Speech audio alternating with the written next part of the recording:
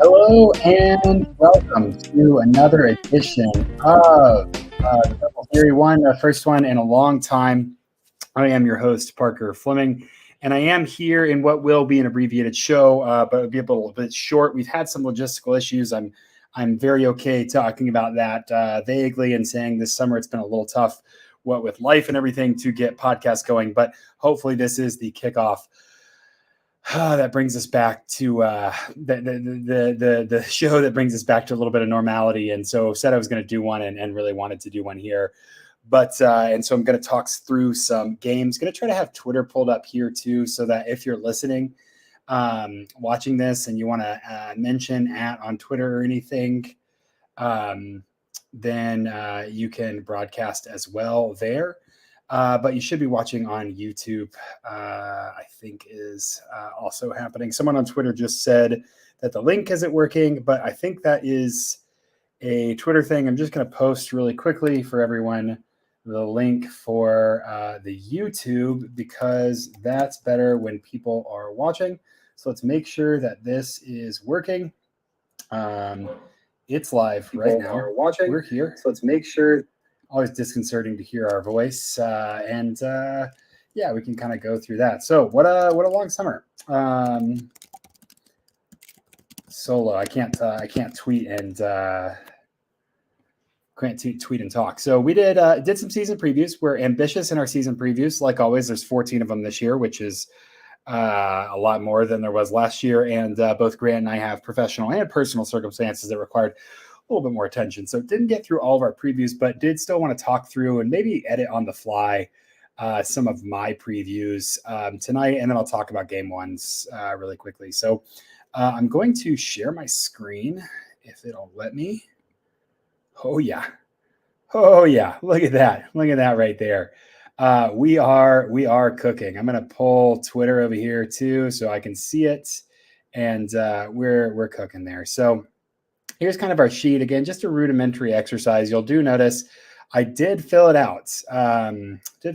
So felt good about that. We did not get to the rest of these previews, but life happens. So we'll talk about kind of my thoughts, especially focusing on the teams we didn't get to on some of my priors, and then walk through the games this weekend and talk about one or two things that I think are interesting there. Probably be out of here in a tight, 25, 30. We'll see.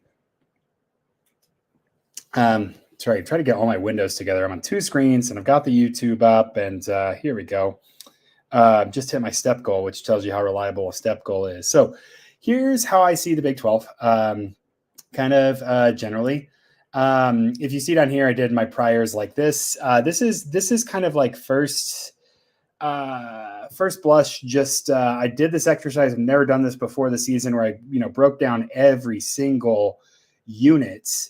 And then I kind of had priors based on coaching and everything here. So without anything else, this is what I look like. I'm trying to make sure this is big enough on the screen. That's great. So I'm going to amend this live tonight because I don't love the ordering of this, even if I got it. I think I'm fine with kind of the top half. I'm not fine with the distance. I don't think Texas is 14 points better than TCU on a neutral field, right? Like, I don't think that's the implication with Texas being 86, TCU being 71. That's 15 points on a neutral field. So don't think that's the case.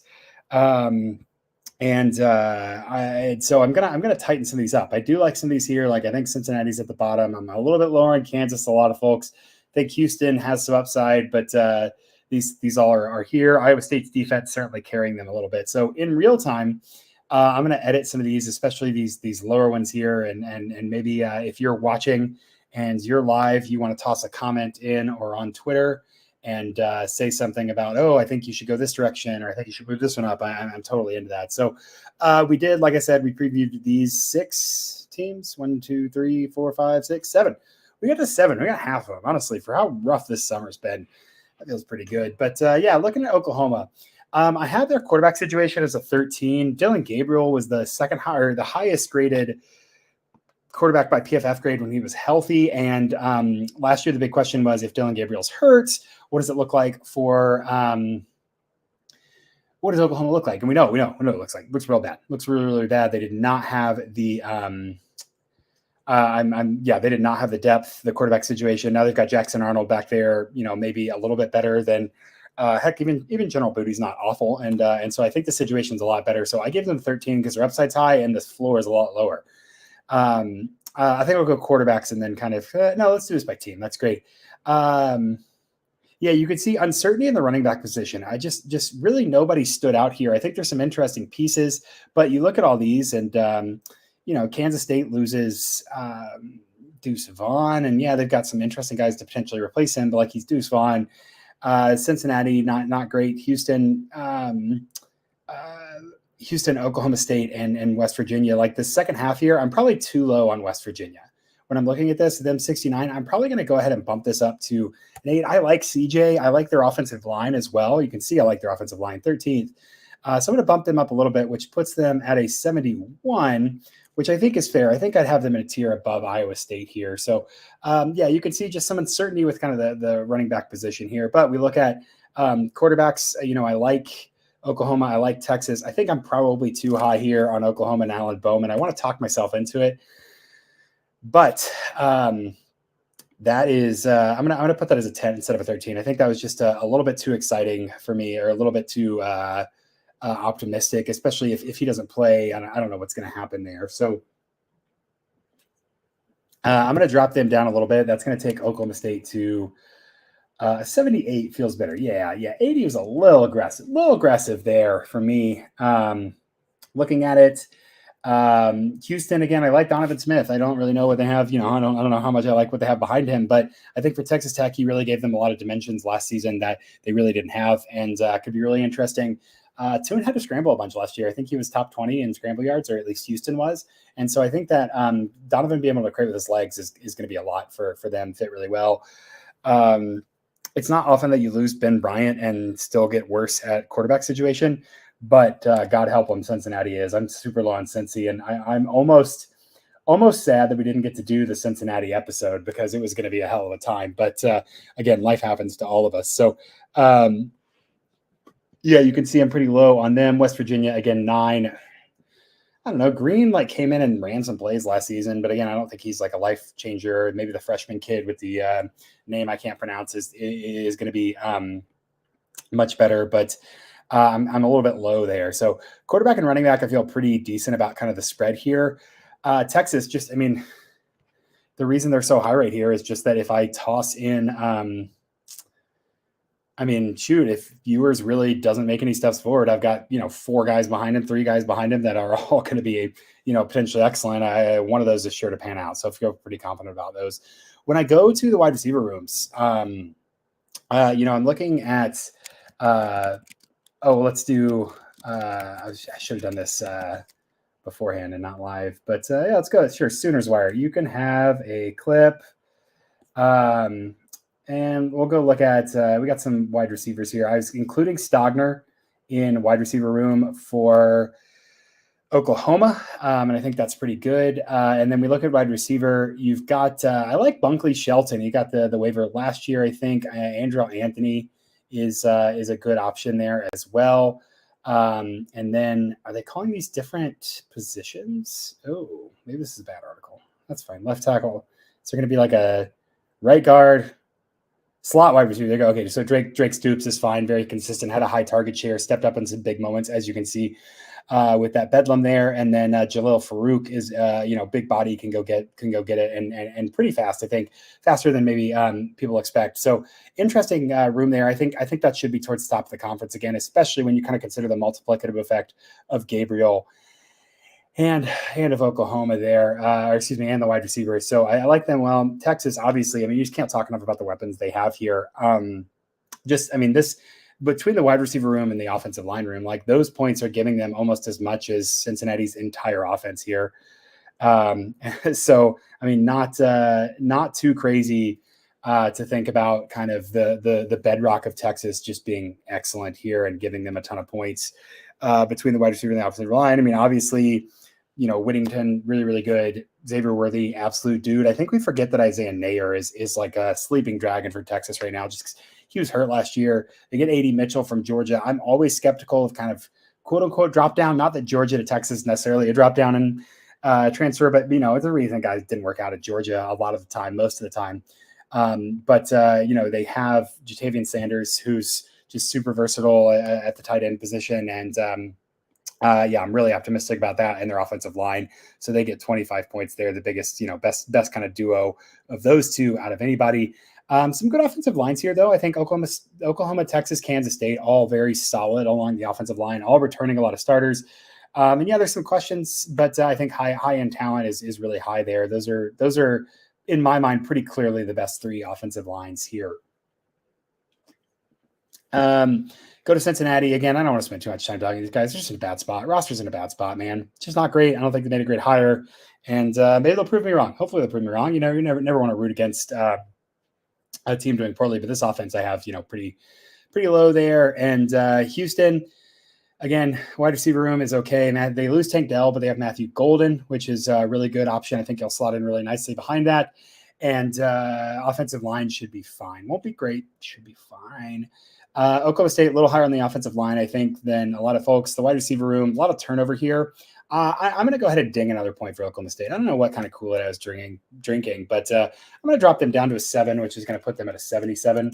And my tiers are kind of taking shape here. So if I do this right, and again, I don't, if you're watching this or watching this later, I don't even know if I'll post this, but I don't normally do stuff in Excel, but I thought it was kind of fun for me and Grant to have a place to like work in the same thing together. So we put it here so that we could kind of tinker and play with our priors. Excuse me. So kind of nice to have this and have these tiers. This is starting to make a little more sense. Texas, Oklahoma, Kansas State, Oklahoma State, Baylor, Texas Tech is kind of the tier 1, the clear tier 1 here. I don't know if I forget where this was. Maybe this is Bill Conley on Morton Moneyball. They asked him like, where is your, excuse me, I've been talking all day. If you had to draw a circle, excuse me, good Lord. If you had to draw a circle around, the smallest amount of teams that could be, you're sure that the winner would come from the conference in. I think that this is pretty close to it. I'm almost tempted to leave Texas Tech and Baylor off of it, but I think just with the fractional chance that both of them are there, I think you've got to include them. That doesn't mean I think TCU has no chance, but I think that everybody else here is looking at like an outside contender. So let's talk about the defenses really quickly. Again, Texas defensive line stands out well. Oklahoma defensive line, I need to see more from them defensively. Last season didn't look great, weren't great against the run. We saw that Baylor game. They just ran over Oklahoma with impunity. And Texas Tech was getting a little sneaky in the run game as well. Cincinnati has an NFL like day one guy, so they get a 15.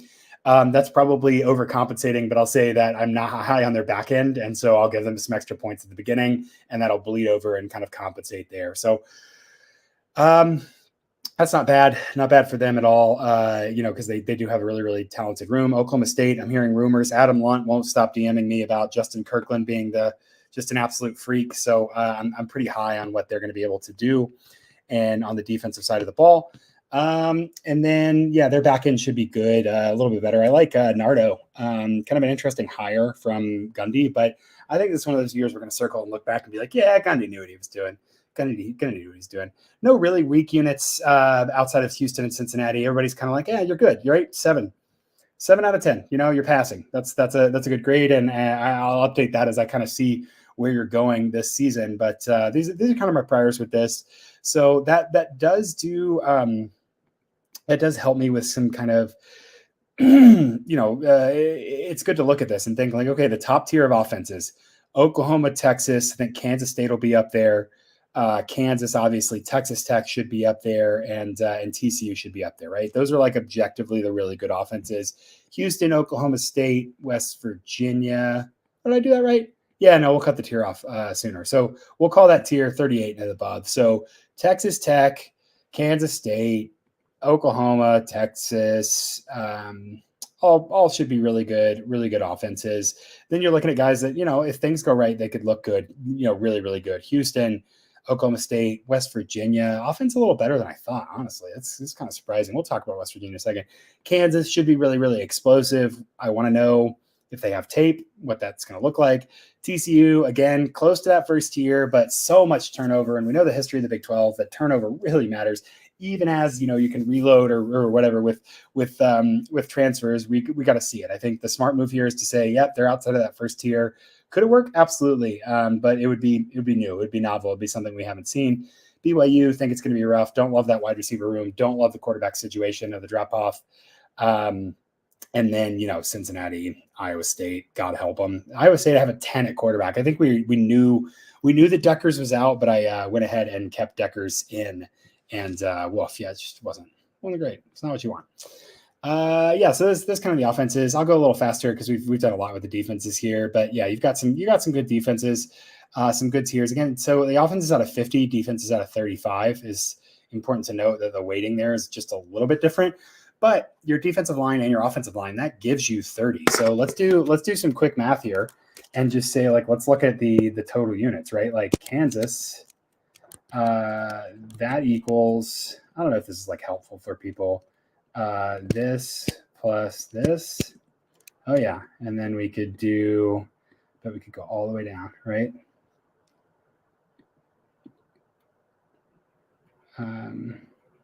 What is that? 1, 2, 3, 4, 5, 6, 7, 8, 10, 11, 12, 13, 14. So that's everybody. That's great. And then we can copy and paste the teams here in a second. 13 and 10 should be 23. Did I mess something up? Yeah, what is this? G17. I wanted 10 plus 4 should be 14. What did I hit? Equals G4 plus J4. Oh, I did the wrong thing. Okay, I did the wrong thing. That's right. This is great. People love this live. There we go. So if we're talking about Big 12 units, let's fix that. There we go. All right, there we go. So we're talking about the trenches. I think trench is really important to the Big 12. And we can, this is great. So we have, just do this. You can see all of them. God help us. There we go. All right. So looking at this, best trenches. We go Texas has a 28, followed by Kansas State with a 26 right there. Offensive and defensive line, right? A couple 24, Oklahoma State, pretty solid on both sides. Cincinnati, West Virginia, Oklahoma, Baylor, all going to be at that 23. Iowa State, Texas Tech, UCF in that kind of next step down. And then you have, TCU, Kansas, Houston, got big questions, right? Just very big questions about the lines and kind of the power there. So that's kind of how that breaks out. But this is this power rating would be kind of interesting just to see how much the lines matter relative to everyone else. Maybe could tinker with let me put a note here. This is OL, DL, composite. We could do a lines guessing from this. So this would say, something like this would say Kansas. We look at their schedule, right? This would be, let's just do this equals this minus this. Okay, so on a neutral, equals this minus this. Right? Can you do that? I'm so bad at Excel. I should have just done this in R, but I wasn't really planning on doing anything new. So equals this minus this. Will you autofill for me? Aren't these things supposed to be smart? Yeah, here we go. Okay, all right, there we go. So now we're looking at Kansas ATS. This is interesting to me, and this is just the offensive defensive line composite. I'm looking at the screen now. I'm gonna zoom. Let's give you a little zoom here, and we'll go to a full screen view. Yeah, now we're cooking. Okay, so this says Kansas should be favored. This will all be negative. So it says Iowa State's going to be 6 points better than Kansas. TCU 1 point better. BYU 4 points better. Texas Tech neutral versus Kansas. Baylor favored by 8 against Kansas. UCF by 3, Oklahoma by 3, Texas by 5. So that's interesting. Iowa, this is not right. It's not right. We're just going to do it. We're just going to do it by hand. So I'm just going to do the math. That's fine. So for Kansas, for Iowa State, that's 6. Kansas would be +6 against Iowa State. They'd be +1 against TCU. They'd be +4 against BYU. They'd be +6 against Texas Tech. They'd be +9 against Baylor. They would be +7 against UCF. 7 against Oklahoma. That's not right. 7, 8, 9. 9 against Oklahoma. 14 against Texas. 12 against Kansas State. 9 against Cincinnati. 4 against Houston. 10 versus Oklahoma State, and 9 versus West Virginia. So that's pretty aggressive, right? Kansas is going to have to come up with a lot there.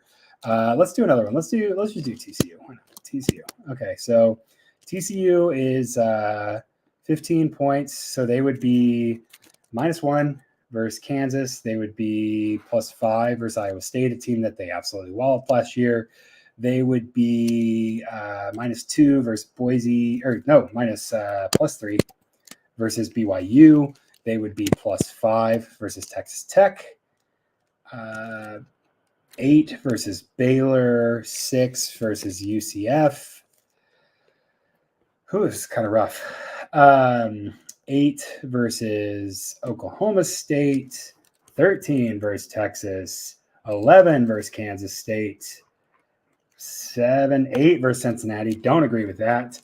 And they would be +3 versus Houston. They would be +9 against Oklahoma State, and they would be +8 against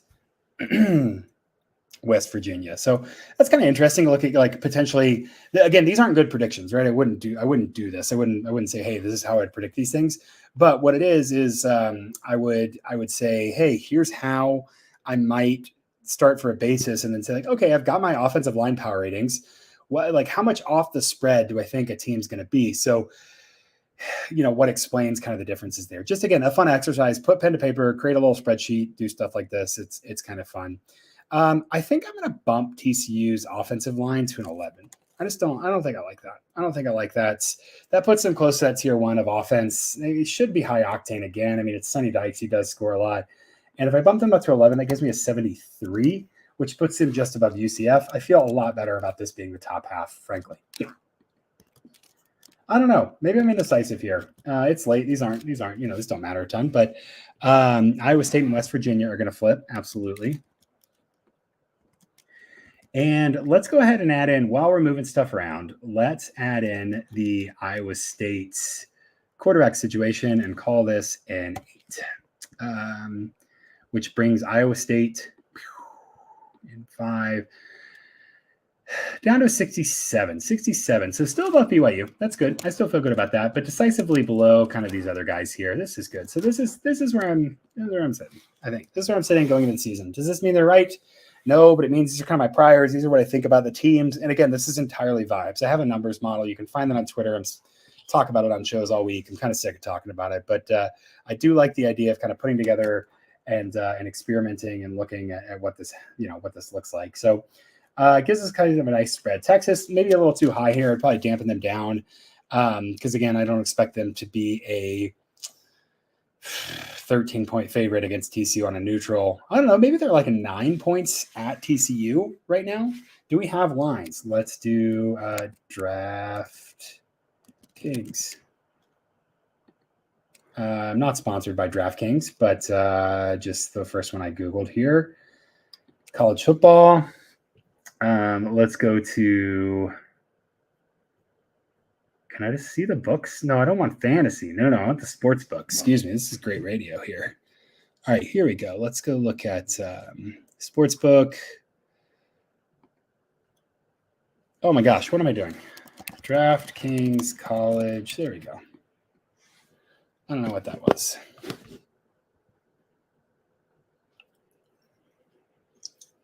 All right, we got some game lines. Let's see. We got Texas here.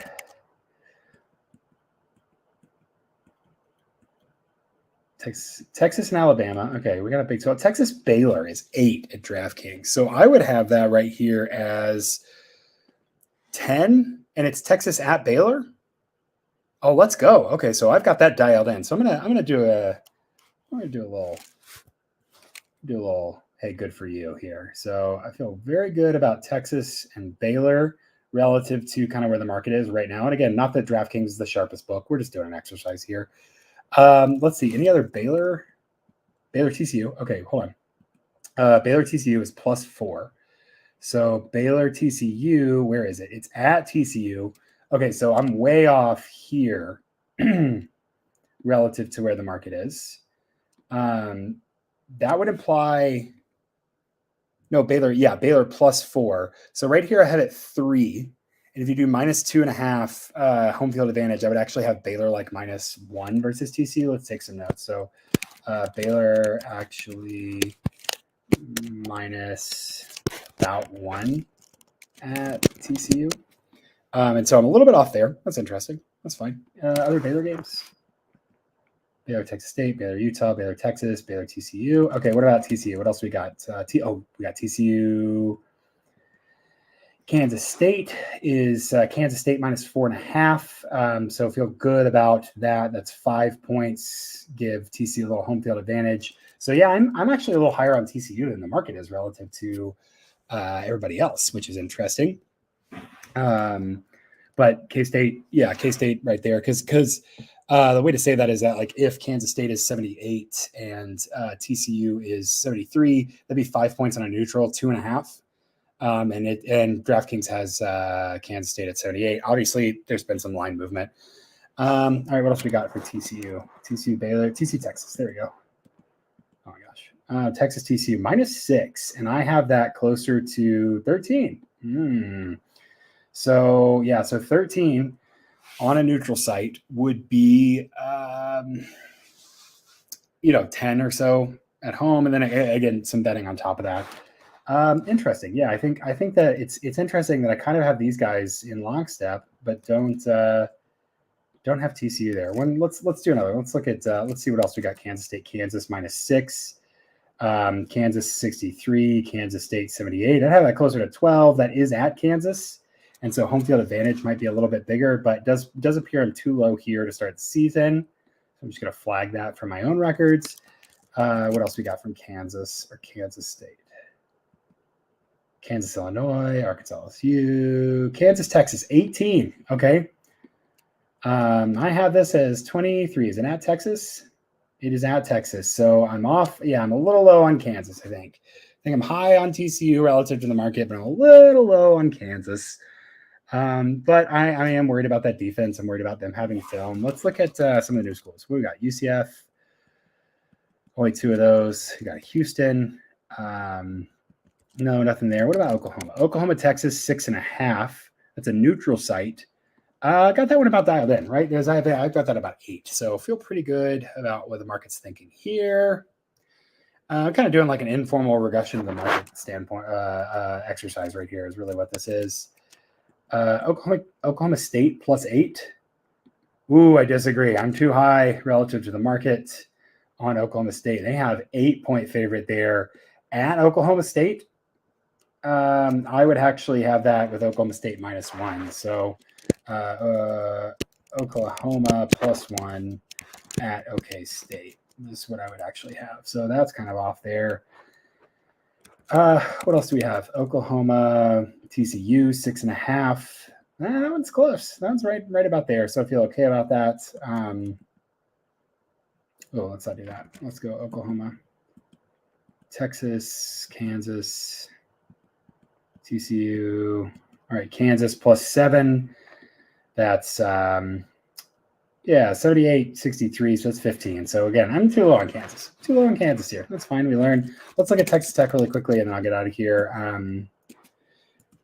They don't have any Texas Tech futures. Good Lord. Let's look at Oklahoma State. Maybe you don't have that. Just Oklahoma State versus Oklahoma is 1. Who else has I not gotten to? I got a West Virginia game in here. Yeah. Do I have an Iowa State game? No, interesting. So DraftKings, not a ton of futures, but yeah, this is interesting. So a little too high on Oklahoma State relative to the market, a little too low on TCU, a little too high on TCU, a little too low on Kansas in terms of magnitude, but an interesting exercise. Well, thanks for watching, guys that have been here. This will be up on YouTube. I'll tweet it out. Again, just fun to do a little bit of exercise here. I know Grant couldn't make it tonight, but is certainly we'll be back very soon and back in the swing of things as college football settles down, and so do our lives. But this has been a very quick and very fast episode of the Purple Theory podcast. Thanks for watching. Make sure you like, subscribe, follow me on Twitter at StatsWar, follow Grant on Twitter at Grant McGalliard, spelled like it sounds with all those vowels. And we'll catch all you guys next time.